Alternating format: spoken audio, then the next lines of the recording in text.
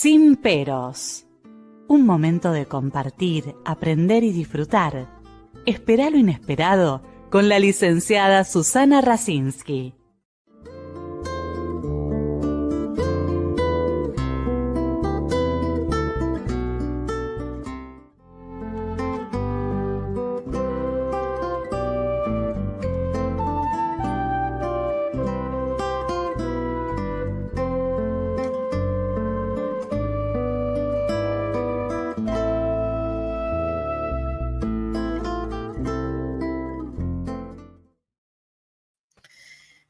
Muy buenas noches, contenta que me acompañe en esta oportunidad una amiga, una estudiosa y una trabajadora incansable en todo lo que es niños, adolescentes, familia, y que en este momento, ya hace muchos años, argentina, pero que vive ya hace muchos años en Madrid. Gracias por estar, Patri. Muchas gracias, Susana, por abrir estos espacios de forma tan difusoria, ¿no? Voy a decir difusoria porque después lo voy a enganchar con otra palabra, haciendo difusión para tomar conciencia de cómo se estructura un psiquismo en la infancia y en la adolescencia, qué consecuencias tiene la violencia familiar y la violencia educativa en el desarrollo psíquico de los niños. Un tema importantísimo en esta sociedad que poco se da lugar a pensar, a reflexionar, a tomar unas directrices, ¿no?, que sean éticas con el sujeto, porque aquí responde una bioética hacia un menor. Entonces, yo creo que es importantísimo comenzar a pensar estas cuestiones que nos atañen en esta sociedad, tanto dentro de lo familiar, tanto dentro, ¿no?, en el área educativa, como en otras áreas de la medicina, pediatría, área jurídica y un largo etcétera. Así que te agradezco un montón que aparezcas, no tú, difundir esto. Aparte del libro que has escrito, y bueno, pero además yo siempre te lo he dicho, o sea, tenemos una forma de abordar, de pensar en forma interdisciplinaria, pero además nos comprometemos nosotras, porque vos vas a tribunales, vas a las escuelas, vas a las instituciones, yo también, y donde de alguna manera es como que vamos a tratar de que el público que nos escucha, que no son todos colegas, también hay muchos docentes y gente que le interesa y que nos sigue siempre de distintos lugares. Y vos dijiste recién, tomar conciencia de los efectos que produce en el psiquismo y en el desarrollo de los niños y adolescentes, que vemos que cada vez más se agrupan en fanatismos, en grupos de narcos, en grupos terroristas, en grupos de robos, en fin, en adicciones, en diferentes situaciones que eso tiene, digamos, antecedentes. O sea, ¿por qué la persona busca descargarse de determinada manera, busca semidioses, ¿no?, como puede ser un líder? Y bueno, un montón de cosas que vamos a ir tratando de dialogar, pero que es muy importante tu experiencia en España, donde también ves permanentemente, con frecuencia, la violencia. Entonces, un poco para poder comenzar por donde tú quieras, ¿no?, un poco, ¿cómo ves, cómo definirías, ¿no?, la violencia en las distintas áreas, para después ver algunos ejemplos que vos tenés, porque además Patricia tiene todo un equipo de profesionales, porque esto solo no podemos trabajar, tanto como las escuelas para padres, como las multifamiliares, como los trabajos en los talleres con los equipos de las escuelas y de la justicia. Así que te dejo a vos para que... Bueno, a ver, yo pensaría en principio, ¿no? Desde la primera infancia, 0 a 3 años. ¿Qué ocasiones tenemos nosotros para pensar dentro de la consulta y fuera de ella de algunos efectos, ¿no?, sobre la violencia infantil? Porque cuando aparecen casos de violencia infantil de 0 a 3 años dentro de la consulta, generalmente en las entrevistas parentales, por ejemplo, hay un hueco a ser rellenado donde la amnesia aparece como, yo diría, un patrón común a casi todas las entrevistas. No se sabe qué rellenar o qué pensar sobre el desarrollo, ¿no?, de un hijo que ha tenido, bueno, ciertos hitos o acontecimientos dramáticos en esa primera infancia, ya sea porque los padres no estaban, porque han tenido otros cuidadores, o las dos cuestiones juntas. Pero en la consulta, para eso somos psicoanalistas, de poder escuchar a través del juego signos, ¿no?, de violencia interpersonal que hacen sus efectos a nivel intrapsíquico, a nivel interno. No todo desarrollo humano algunas veces va, como se dice, en una vía estable, sino que tiene acontecimientos y disrupciones, ¿no?, lo disruptivo, en diferentes momentos de la vida, o algo disruptivo que cursa con una gota todos los días. Sí, además vos dijiste es algo que es frecuente, ¿no? Bueno, vengo a ver qué podés hacer con esto, como que yo no tengo nada que ver, ¿no?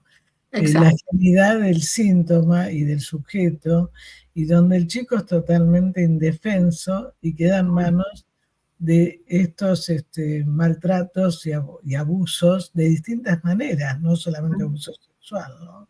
No, entonces, por supuesto. No es solamente abuso sexual. Un niño que se lo deja llorar en una cuna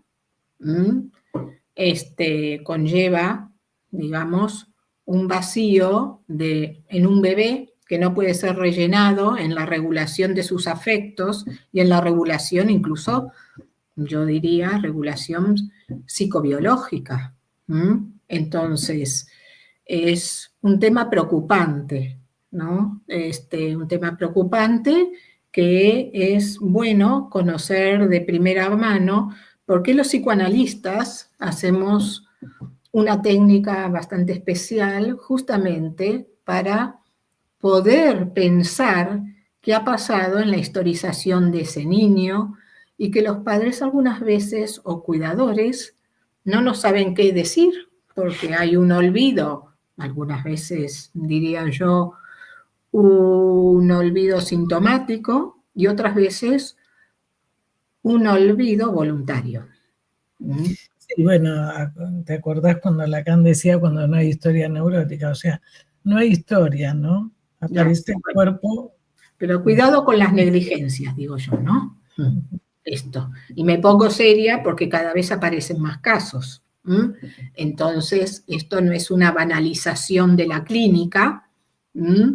El maltrato en esa primera infancia y en la segunda infancia también puede ocurrir, que incluso se repita, pero ahí se agrega el tema escolar en la segunda infancia, ¿no? Algunas veces aparece el tema educacional en la primera también, ¿no? Un niño que se deja en la guardería y se repite el vacío de la regulación psicobiológica o el vínculo temprano, se reproduce, ¿no?, en ese medio educativo también, ¿no? Que supuestamente es educativo, pero tiene otras características, también podemos decirlo, ¿no?, por la infraestructura de la guardería o la infraestructura del colegio.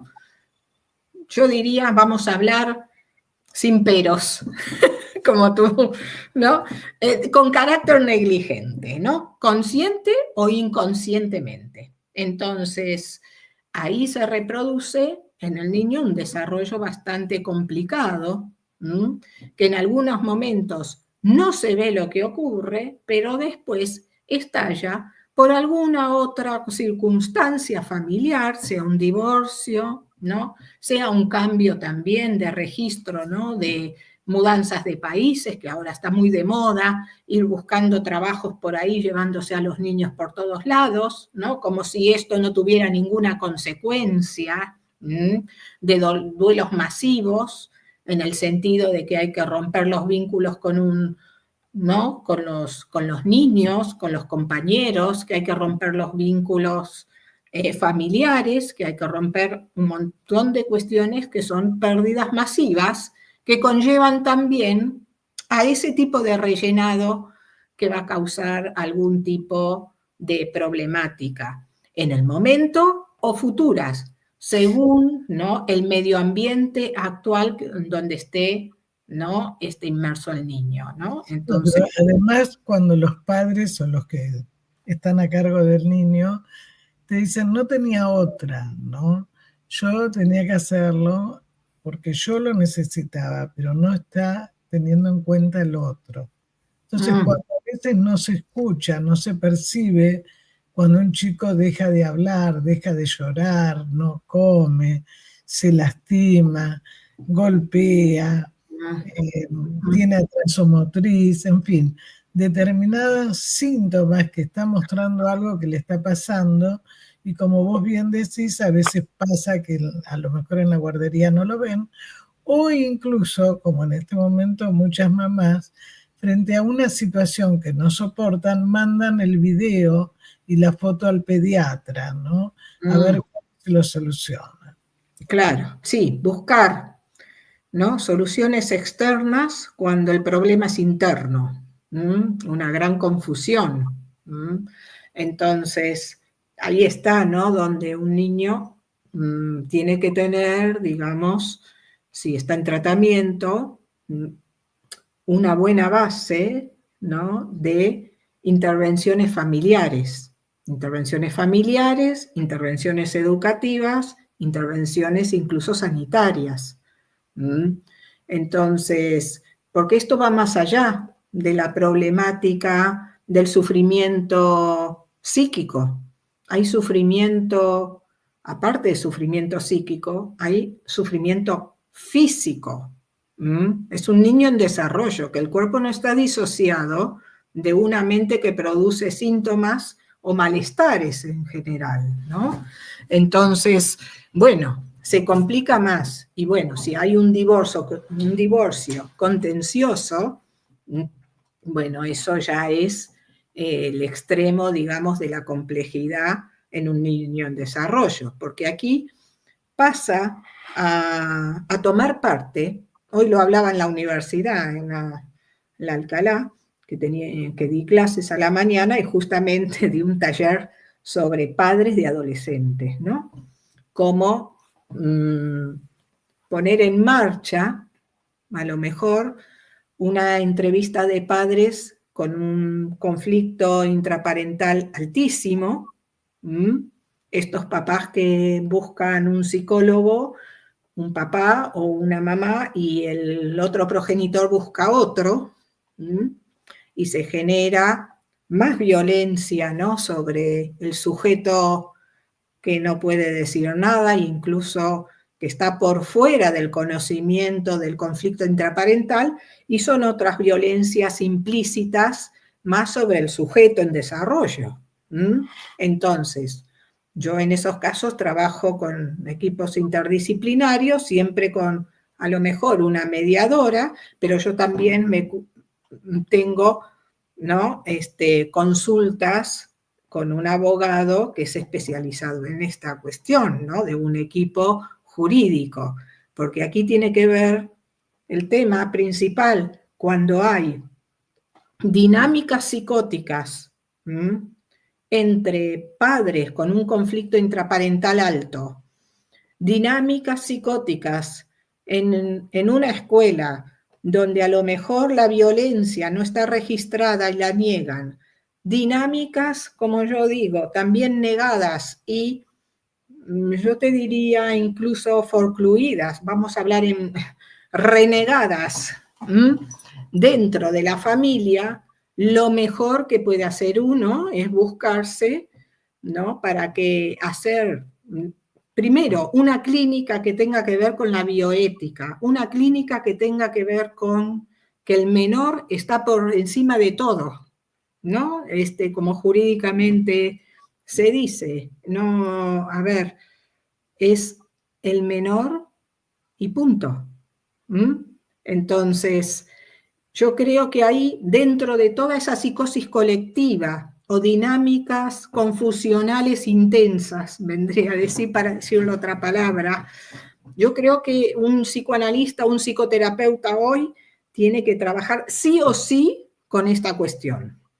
Sí, el tema es cuando la persona, o lo que vos dijiste, es, por ejemplo, en nuestro país, muchos abogados ya quieren dejar todo el abordaje familiar, porque no les pagan y porque es muy conflictivo. Pero además, también nos encontramos que, por ejemplo, hay colegas que están en extensión o trabajando con la revinculación y que no ven que a veces no está en condiciones la mamá o el papá, pero como por un proyecto universitario o por un proyecto institucional, no se tiene en cuenta qué es lo mejor para el chico. Bueno. Cuando el chico se lo obliga a eso y el chico hace un brote, estoy hablando de todos casos reales, ¿no es cierto? Sí, te entiendo porque aquí también hay algo de eso. Donde de alguna manera pesa más el narcisismo del profesional que lo que vos dijiste es el chico, ¿no? Yo me acuerdo una vez un caso que vos habías traído en un grupo que compartimos de una nena, ¿no es cierto?, de todo lo que significó la pelea, tanto en tribunales como en estas instituciones. Es decir, donde a veces cuando un chico trae, digamos, no sé, una situación X, lo sacan de la escuela, por ejemplo. Me ha pasado en asesoramientos, en supervisiones, y cuando justamente no es lo que hay que hacer. El tema es cómo se prepara eso, porque es cierto, yo coincido totalmente con vos, que hoy en día no podemos solos. El interés es el interés superior del menor, más cuando hay dinámicas confusionales intensas en el ambiente familiar y en el ambiente educativo. Revincular, porque aquí también existen, y lo voy a decir honestamente, porque he tenido casos, penales, ¿no?, muy graves, revincular un progenitor con un menor en los centros, lo voy a hablar así, con pelos y señales, CAICAF, Centro de Atención a la Infancia y a la Familia. Aquí, por ejemplo, en la Comunidad de Madrid está el 5, el 6, el 7, según la zona, ¿no? El juez designa que la monitorización del vínculo del menor lo hacen en un CAICAF. Ahora bien, veamos un poco. Entremos un poco a ese tipo de violencias que tiene que ver con el área jurídica. Sí o sí tiene que estar en observación monitoreada el vínculo del menor con el progenitor que corresponde en el centro. Y es tremendo para el menor, entrar llorando que no quiere ver al padre o a la madre cuando ha habido un tema de violencia familiar. Sí, pero además con situaciones, por ejemplo, Claro. que la madre tener que estar medicada y no hacer tratamiento ni medicación, la pareja con denuncia penal. Pero tenía que hacerlo, bueno. Claro, bueno, pero por eso mismo, yo creo que la sociedad se tiene que replantear muchísimas cosas, ¿no?, sobre estas cuestiones, porque también hay cuestiones ideológicas, ¿no?, de, por ejemplo, la familia, ¿no? Y la revinculación antes que la ruptura, sí o sí hay que darse y darla. Entonces, cuidado con estas cuestiones, porque hay gente que no, como tú dices, incluso tiene una problemática psiquiátrica que no quiere abordar. Hay gente mala. Hay progenitores que realmente habría que revisar cierta cuestión, si no es una cuestión psiquiátrica, una cuestión de psicopatía u otras cosas. Entonces, la revinculación me parece, algunas veces, según el caso, otro tipo de maltrato. Y aquí aparece el tema violencia. Violencia, ¿no? Violencia que está entramada dentro de una institución. Eso por un lado. Por otro lado, también hay violencia entramada dentro de la institución educativa. Alguien o directores que no saben, cuando se da el caso de violencias escolares, utilizar un protocolo de la manera adecuada. Entonces se hacen entrevistas como muy cogidas de los pelos y se llega a resultados que no son los verdaderos. Los verdaderos que son para la realidad psíquica de ese menor que ha estado a lo mejor durante meses, o yo he visto durante años, y esto tengo un caso también de juzgado, durante años han sido, digamos, violentados con acosos escolares. Entonces, ahí está que incluso hay violencia institucional, negligencia institucional de varios estamentos, sea de dirección, como yo digo, desorientadores, que no saben manejar las entrevistas. Hay también complicidades institucionales que llevan a que ese menor no tenga su resguardo y su seguridad dentro de la institución y al final tenga que salir de la institución. Entonces, ya vemos que hay instituciones que tienen que cuidar, que son ambivalentes e incluso que hacen daño y producen enfermedad mental. Yo lo voy a decir así, instituciones que producen enfermedad mental. Totalmente de acuerdo, Patri. El otro día en una escuela de alto nivel económico, la directora le dice a una... Alto nivel económico, me sonrío. Sí, por eso digo, porque es como que parecieran mejores, ¿no? Entonces le dice al adolescente, yo le creo a los adultos, a los chicos no les creo. Cuando a mí me lo comenta, obviamente, conociéndome como sé cómo sos, bueno, que fueran a hablar que es una barbaridad lo que le había dicho la directora de la escuela. Bueno, pasa otro problema con un grupo que se va de viaje organizado por la escuela, no quiero dar muchos datos, y entonces la misma directora llama a todos los padres y les dice, ¿qué pasa con las notas bajas? ¿Qué hicieron ustedes? ¿Cómo los condenaron? Entonces, sigue siendo en la misma dirección esta directora, por supuesto. Entonces, algunos padres le dijeron, nosotros hablamos, no nos condenamos. No, pero ustedes tienen que hacer. Bueno, este tipo de violencia, ¿no es cierto?, y de conflictiva de salud mental, está a cargo de una escuela. Como en otra, un nene de 10 años le comenta que los chicos lo separaron de un grupo, entonces el profesor le dice, bueno, búscate otro. Bueno, estas cosas son violencia. Claro, es violencia, ¿no? Como redistribuir la violencia con un sociograma escolar, el famoso test, ¿no? Disculpen a los psicólogos que utilizan el test, ¿no? Haciendo, digamos, la reevaluación anual para distribuir a los alumnos según, ¿no?, el sociograma, ¿no? Es como distribuir la violencia, igual todos se ven en un patio, entonces vaya inocencia, ¿no?, de no tomarse las cosas en profundidad y tomarse el tema en la superficialidad, como si uno estuviera haciendo algo, pero las violencias se instalan con otra dinámica, a lo mejor muy similares incluso, ¿no? Entonces, hay un tema que preocupa, ¿no? Sobre el entramado de la violencia en la institución.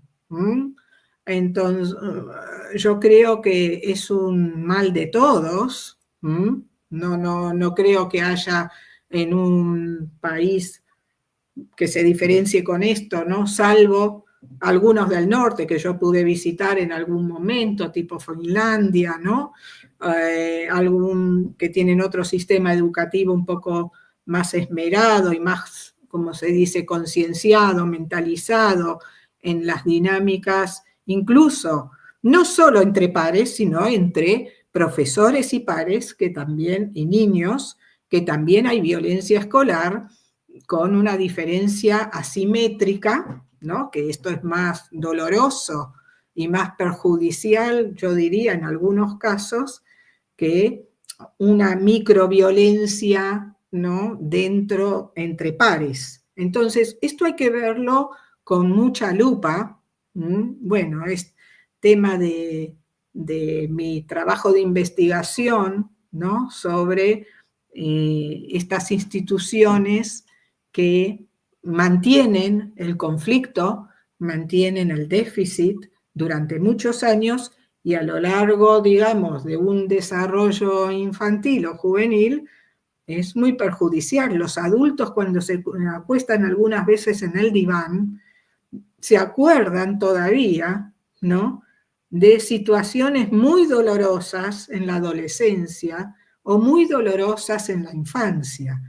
O sea que, Susana, tienes que fijarte, ¿no?, el tema que eso es tan doloroso y algunas veces más que alguna microviolencia familiar. Ya no te voy a hablar de los abusos sexuales, que serían otro tema que también me dedico, ¿no?, de investigar dentro del área escolar, tanto como en el área, digamos, familiar.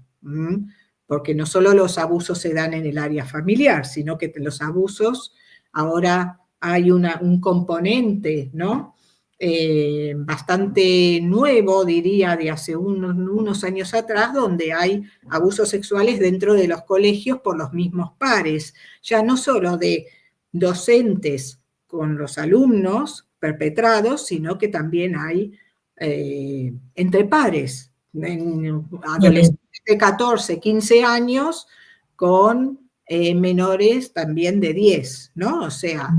Bueno, acá hace unos días un adolescente había sacado fotos a sus compañeras y las mostraba desnudas con técnicas de informática, ¿no? Sí, claro, sí, sí. Y otro nene de 10 años le dice a la mamá que los compañeros le dijeron que se tenía que mostrar el pito porque si no iban a comentar a una nena que a él le gustaba, que a él le gustaba. Bueno, todo esto que en la escuela dijeron, bueno, después lo vamos a hablar, ¿no? Es decir, el nene por lo menos habló con los padres, que esto es importante, porque a veces los chicos no hablan con los padres porque sienten que no los escuche. Pero el tema es que hay muchos abusos morales también. Por o supuesto. sea, nosotros estamos hablando de los estafadores, ya, de las ahora, de juegos, ¿no? Todo eso que se ve en la familia, se ve también en otras instituciones, ¿no? Bueno, ¿cómo eso influye después en patologías graves, ¿no? En chicos y en los adolescentes? Sí, por supuesto, patologías graves, y yo te diría, hablando, ¿no?, de estos huecos de maltrato, negligencias,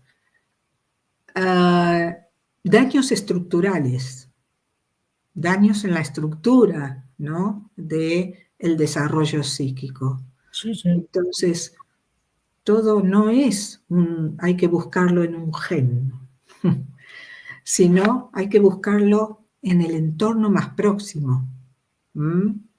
El problema hay que escucharlo, observarlo, indagarlo, explorarlo.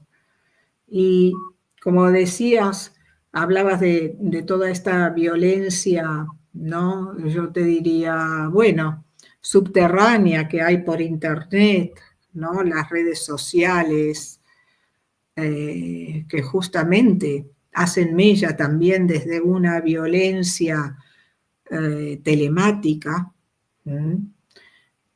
También algunas veces podemos encontrar algo más cercano que tiene que ver, y ya estoy mirando, ¿no?, sobre las familias ensambladas, que estas parejas que se divorcian y tienen un contencioso, ¿no?, intraparental, después tienen otras parejas y son convivencia diaria para los hijos.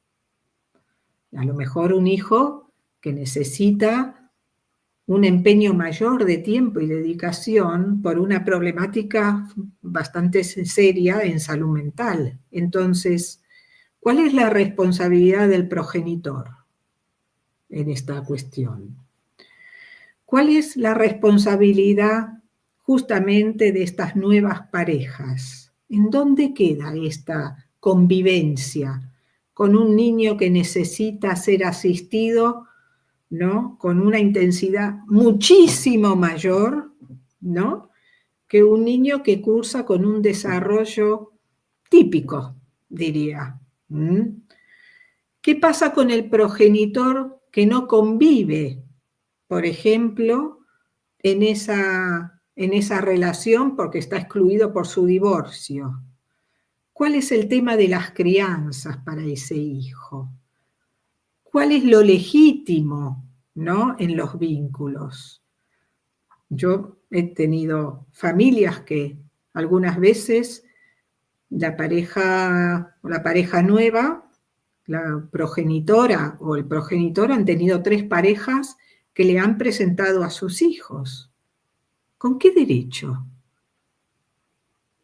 ¿Con qué derecho se le presenta a un menor que está en desarrollo convivir con 3 parejas que vienen, se quedan unos años, se van, vuelve otra? Más frecuente. Bueno, pero ¿cuál es el efecto de estas cuestiones? Bueno, de ¿Es tener... primero narcisismo parental? ¿Es una sobreadaptación infanto-juvenil que se tiene que hacer a rajatabla sí o sí? Ahora vuelvo con el sí o sí, ¿no? El famoso sí o sí de aquí, ¿no? A nivel de penal, ¿no? Que tiene que ver con la violencia de género. Sí o sí un niño o un adolescente tiene que aguantar las parejas de sus padres.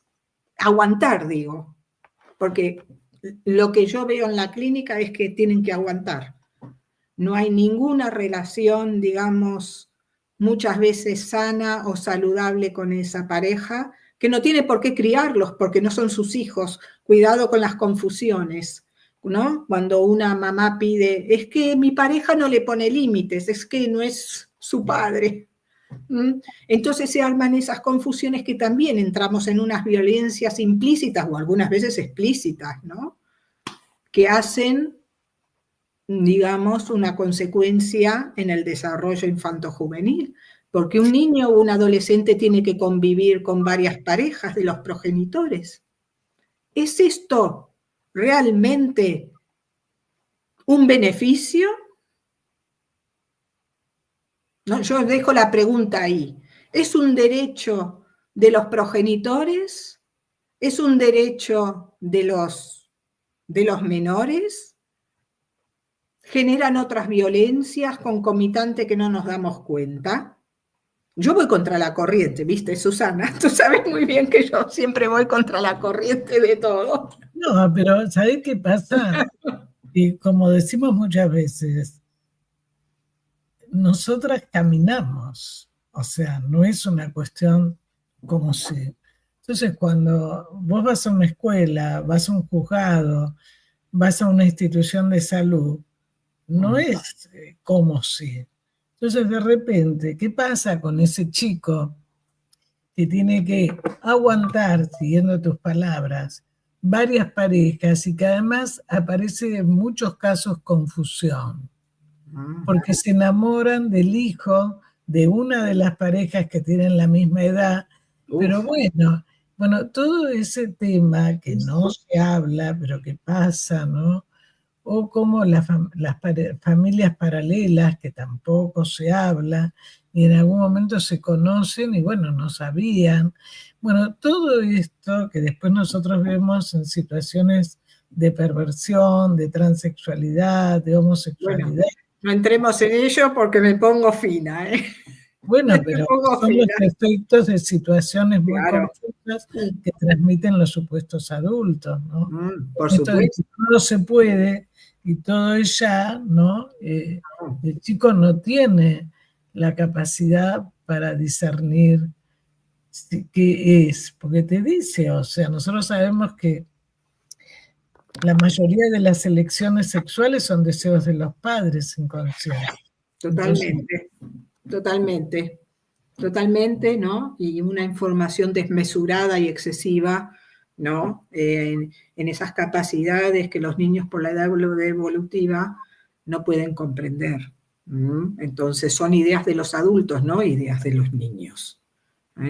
Entonces, bueno, estamos con un montón de factorizaciones violentas que se entraman en el desarrollo infanto-juvenil.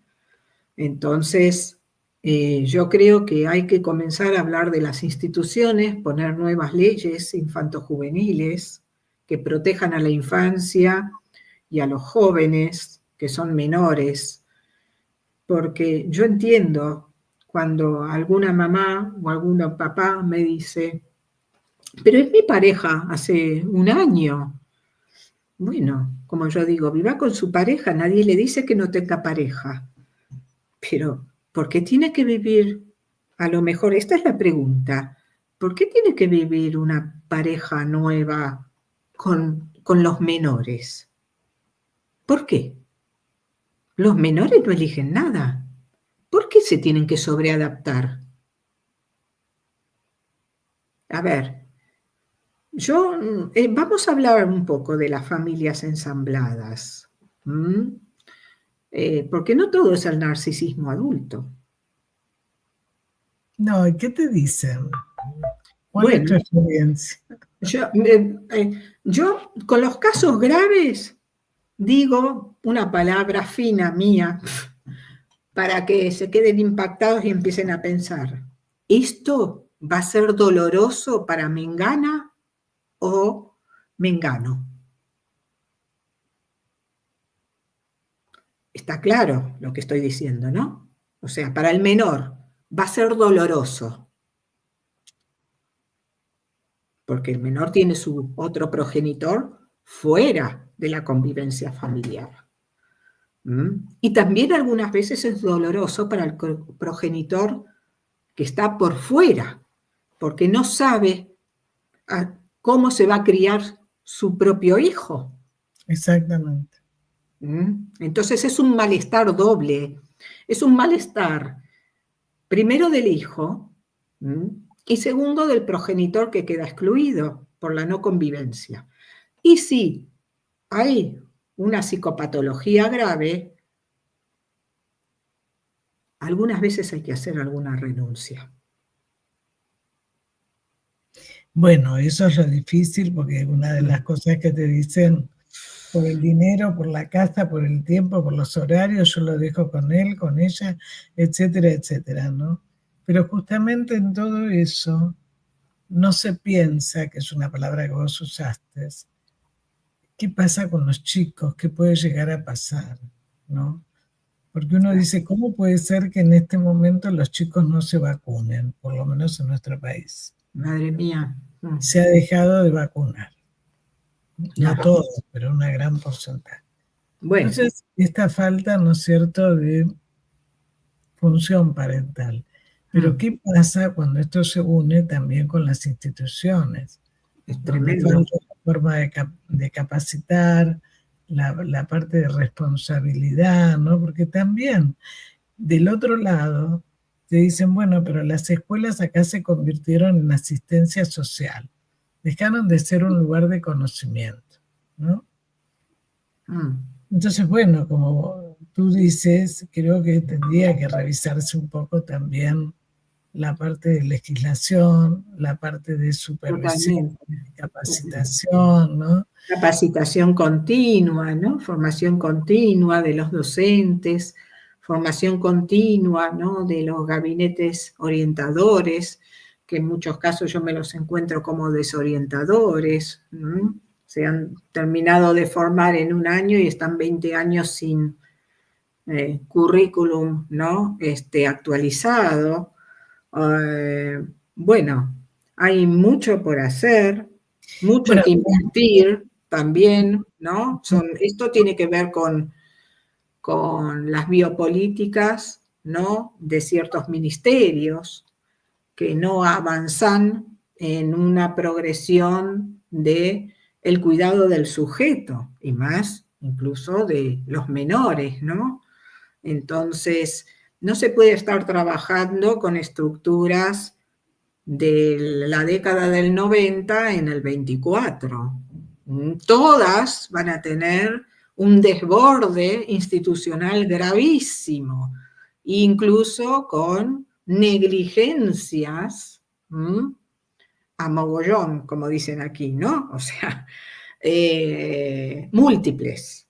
Entonces, todas estas cuestiones son para revisar, porque si un niño a lo largo de su desarrollo hasta los 18 años se crece dentro de un medio familiar complicado y dentro de un medio educativo totalmente deficitario en el cuidado y en la protección, que eso es lo más básico. No se puede estudiar, no se puede aprender cuando no hay esto. Entonces, vamos a tener una generación empastillada dentro de muy poco tiempo, ¿no? Donde no se va a poder llegar a esa autonomía en la adultez joven. Entonces, es un gran problema que la biopolítica de cada país no quiere ver. Ya la tenemos, porque imagínate que, por ejemplo, en Estados Unidos es frecuente que la gente que entra a la universidad está medicada, aparte del alcohol y de la droga. En nuestro país, digamos, lo que está ocurriendo es que hay una gran cantidad de chicos que no terminó la primaria, menos la secundaria, ¿no? Entonces, el tema, ¿no es cierto?, social, económico, político, no les interesa tampoco, porque es cierto que muchos docentes hemos tenido programas enteros con respecto a educación y demás, también se sienten sobrepasados y se sienten violentados porque va un padre y les pega. Bueno. Es trabajar en equipo. Claro, en equipo y en un equipo actualizado, Susana, con una infraestructura que no es la de década del 90. No se puede tener un orientador cada 1000 alumnos, o 1900, o 1300. A ver, que hay un ratio, así como hay un ratio de docentes por alumno, hay un ratio de orientadores en relación a la cantidad, te das cuenta, de alumnos en un colegio. Entonces, a ver, si todo sobrepasa y hay un desborde, ¿no?, continuo, diario, generan estas cuestiones de violencia institucional. Entonces, no hay adultos responsables para acompañar, no hay adultos responsables para regular lo más primitivo, que es la protección y un cuidado a un menor. Entonces, ya no vamos a cosas más finas, porque justamente, ¿no?, la base es deficitaria. Entonces, es un gran problema hoy en día el desarrollo infantojuvenil.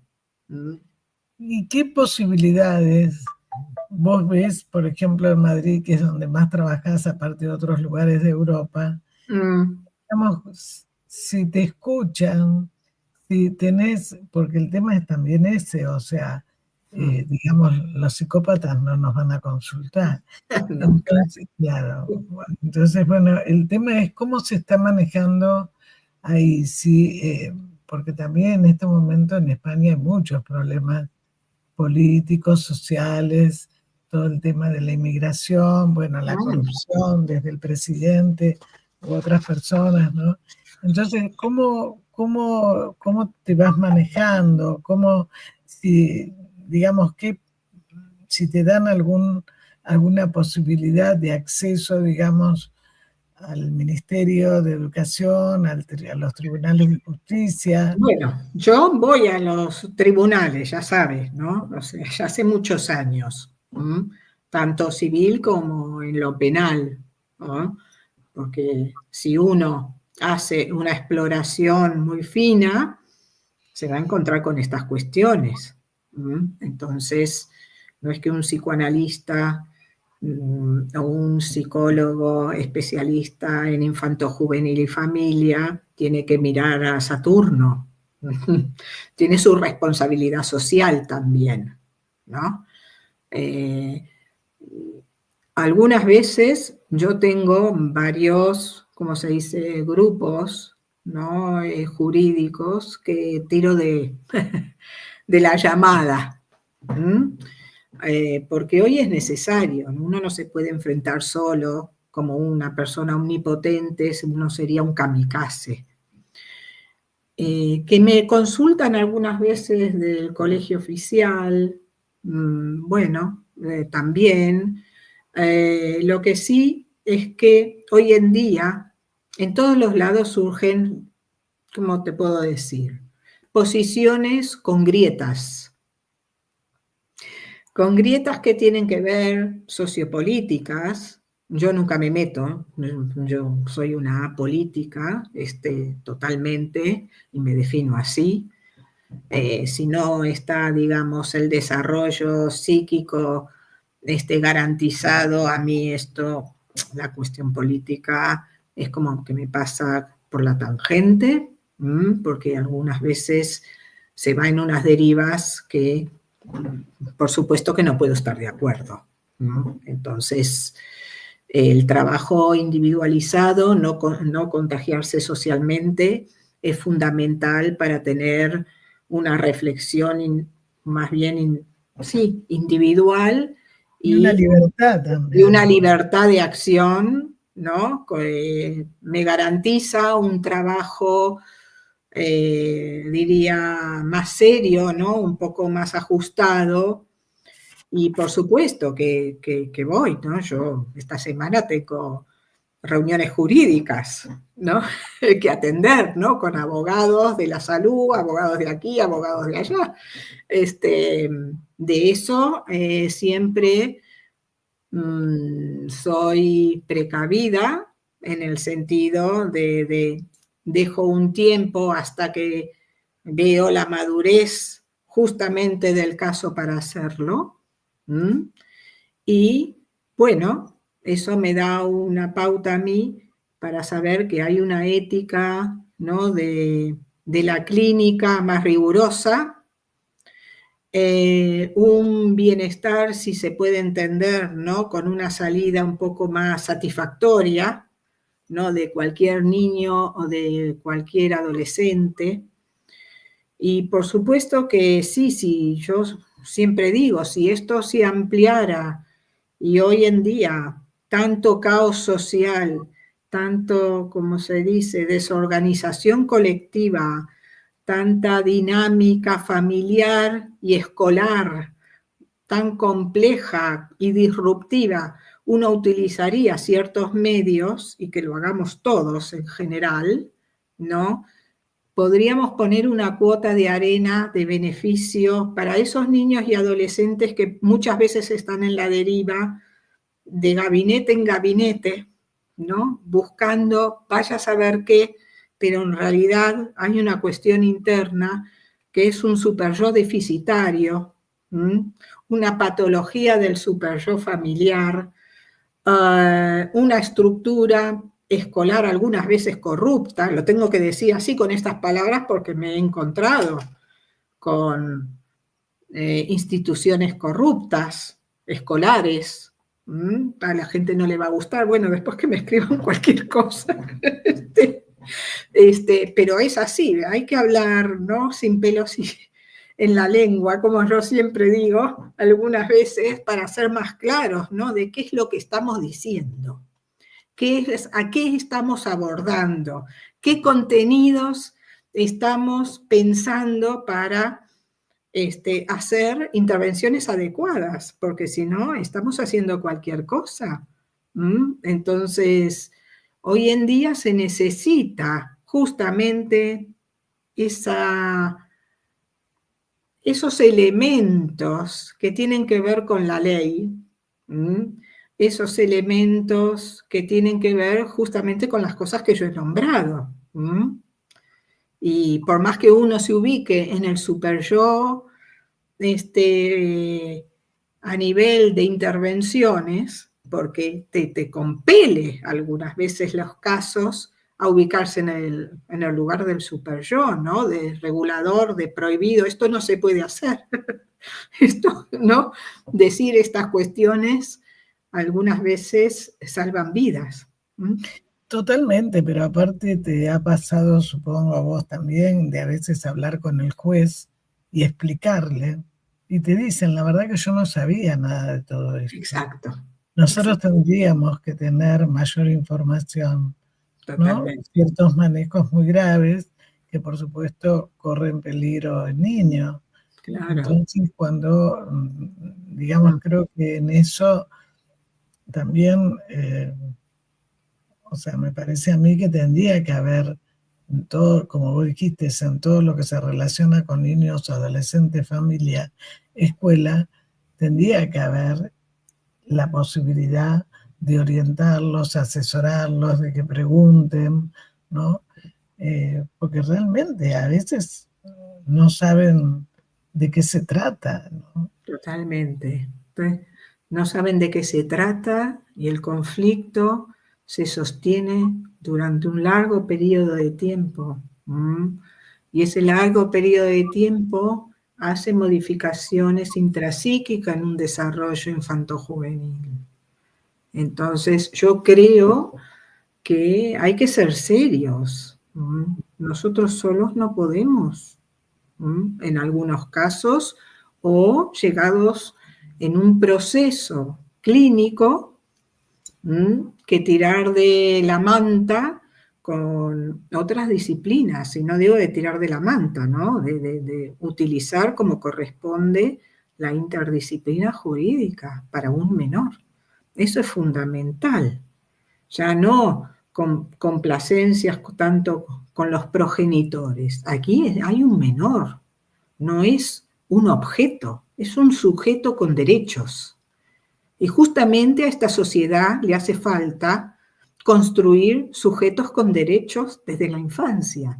Pero si no lo hacemos nosotros, en el sentido de proteger este tipo de acciones, ¿quién lo va a hacer?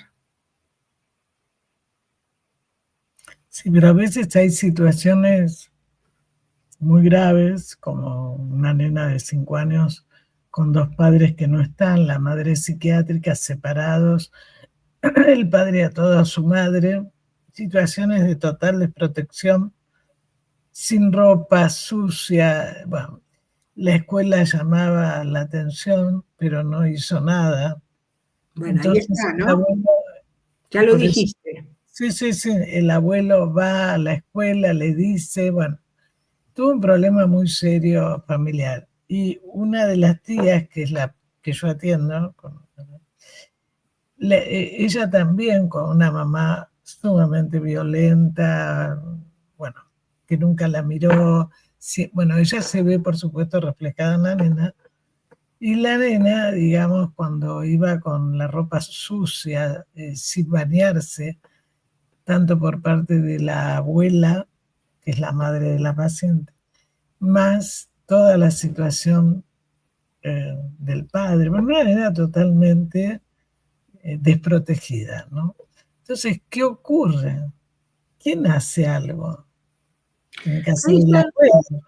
Pero ahí el tema es, ¿no es cierto? ¿Qué pasa cuando la nena se da cuenta y pide vivir con el abuelo, ¿no es cierto?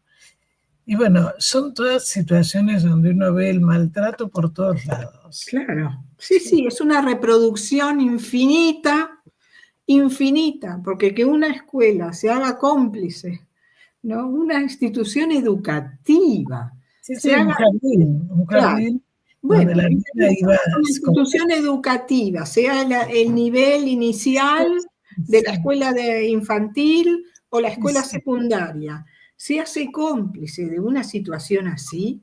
Claro, pero vos te encontrás la responsabilidad social de la transmisión, ¿no? Que tiene una escuela, ¿no? Haciendo justamente algo totalmente contradictorio. Es una red, ¿no? Porque por otro lado tenés un asistente social que trabaja en 2 escuelas especiales, que se mata, ha tenido denuncias, persecuciones, y le cuesta conseguir asistentes que la acompañen. Ya, me imagino, porque aquí el que va contra la corriente no es bien visto. Ya lo conozco el tema. No es bien visto. Bueno, te dejo el cierre del programa, pues se nos fue el programa y ya nos veremos el año próximo con otro de estos temas, y siempre escuchándote, que es muy, muy placentero, pero además creo que es un mensaje también que, a pesar de todas las situaciones de violencia, no tenemos que ser tampoco nosotros violentos con la desmentida y favorecer más lo traumatológico en los niños. Claro, ¿no? exacto. Pero te dejo el cierre del programa. Gracias. Muchísimas gracias, Susana. Yo creo que sí, hay que pensar las cosas en profundidad en las instituciones, no solo en la familia. Hay muchas instituciones que ejercen violencia implícita o explícita, y eso hay que denunciar. No nos podemos plegar a una complicidad. Entonces, a mí me ha gustado compartir contigo esta charla generosa que tú siempre tratas de difundir, que es para todos, ¿no? En definitiva, la educación de todos. No, muchísimas gracias. Un abrazo muy fuerte y nos vemos pronto. Muchísimas gracias, Susana. Hasta pronto. Chaucito.